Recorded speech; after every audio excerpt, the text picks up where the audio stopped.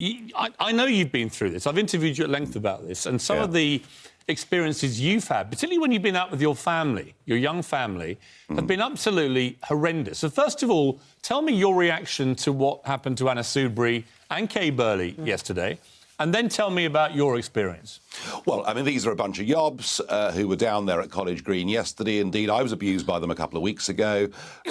This particular group are a hard far-right group of thugs, but, and Piers, you've made the point already, and it's important, there are horrible things being said down there by both sides of the argument. But the portrayal this morning is that Anna Soubry being called a Nazi, being called a liar, that there's something new happening in British politics. And the truth of it is, this has been going on now for many, many years and deteriorating. I mean, I've suffered this. I mean, every day, literally every day, year after year. You know, we even reached the position where my family was attacked, the car was smashed up and vandalised, written off, and the police didn't pursue a single prosecution. Now, because somebody in Westminster has been abused, we're told the police are investigating whether there's been a crime. So let's get a sense of perspectives on this. There is nothing new about this. There is horrible behaviour taking place by both sides of an argument, but we mustn't overreact to this. MPs, public figures, should be free to go out and express their opinion without the threat of violence. But if we try now to put in place laws, or if the police start prosecuting people for throwing terms of abuse, that reaction, I think, would be over the top. Critics will say, Nigel, that politicians like yourself over the years have occasionally used inflammatory language, not that it justifies what's come back, but that you yourselves have been responsible for whipping up a lot of the more aggressive behaviour. What do you say to that charge? I remember once, Piers, going to Edinburgh and being attacked by a mob of 80 people in the street.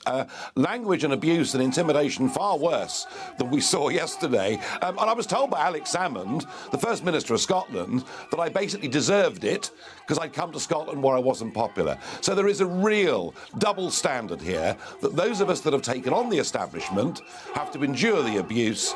Those within the establishment get a taste of it, and suddenly they want the law changed. Let's make sure that everybody is able to speak freely, whether they support Brexit, whether they're against Brexit.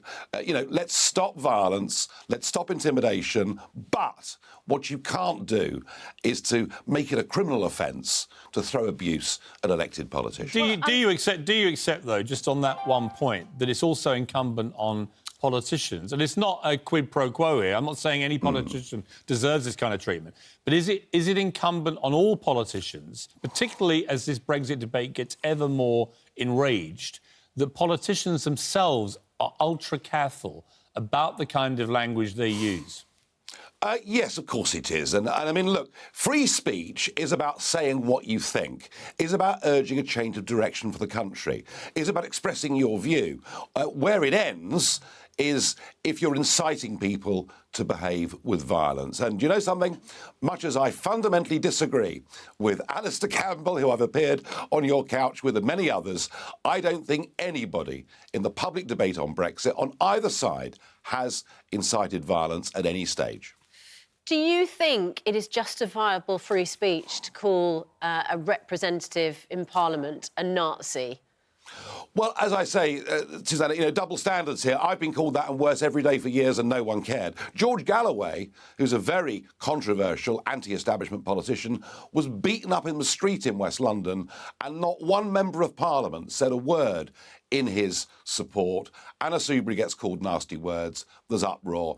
I think the truth of it is, as elected public figures... That's an argument for the police to have intervened in those previous cases that you're mentioning. The question is, do you think it's justifiable for, anybody to shout those words at anybody? Is that free speech? And because you say you don't want to see an overreaction. No. Do you think it would be an overreaction if police stepped in when MPs, politicians, representatives are called Nazis? Yeah, I do, actually. I think that would further make the public think that there's one rule for politicians and one rule for everybody else. And I think the fact of life is, if you're in elected politics, people will say nasty, abusive things. You have to live with it. What's not acceptable is somebody leaving Parliament and physically being surrounded and perhaps, being stopped from going to speak their mind. So we've got to draw a clear distinction between those two things. And we need to remember that, of course, deranged minds can sometimes act on this kind of febrile atmosphere in the despicable way we saw with Jo Cox, the female politician who was gunned down in the street. I mean, this action, these behaviours, they all have consequence. Yeah, they do, Piers. And maybe the truth of this is this could have been nipped in the bud a few years ago. But if you allow one side of an argument to abuse people like me, to intimidate people like me, to threaten people like me, and you don't act, it's very difficult when the abuse starts to go to the other side to start reacting without the public saying there's a huge double standard at play. We'll have to live with the abuse. What we must not accept is physical intimidation, and that's where the police do need to act.